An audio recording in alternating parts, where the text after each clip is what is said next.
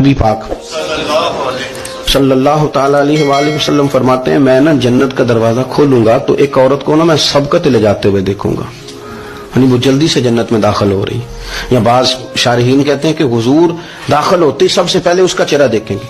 حضور فرمائیں گے تو پہلے ہی آ گئی بی بی جنت میں، حضور نے دروازہ کھولا تو جلدی سے نظر آئی، تو پہلے آ گئی. سب نے لکھا ہے کہ اس عورت کی شان یہ ہے کہ سب سے پہلے جنت میں گئی. میں نے حدیث پڑھی تو میں نے نیچے حاشیے میں لکھا، میں نے کہا میرا خیال یہ ہے کہ اس کی زیادہ شان یہ ہے کہ جنت میں اس کی سب سے پہلی ملاقات مدینے والے محبوب سے ہو گئی. یہ دیکھو کتنی بڑی شان ہے. حضور فرمانے لگے تو کیسے پہلے آ گئی، کون ہے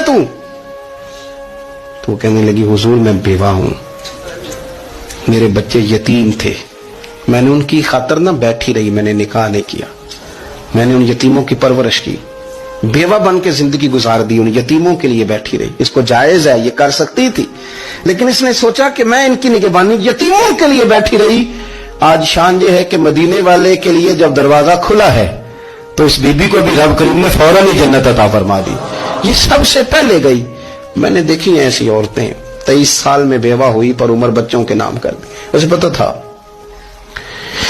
کہ کل کو جب یہ بڑے ہوں گے تو یہ اپنے کمرے کا دروازہ بند کر لیں گے، یہ نہیں پوچھیں گے کہ اماں سوئی ہے کہ جاگ رہی ہے. ان کا آنا جانا الگ سے ہو جائے گا، ان کے تعلقات اپنے ہو جائیں گے، پر یہ بیٹھی رہی. اس نے بچوں کو وقت دیا تو بچے تو کیا اس کو صلہ دیتے تھے، رب نے یہ صلہ دیا ہے کہ سب سے پہلے اسے جنت میں داخلہ عطا فرمایا.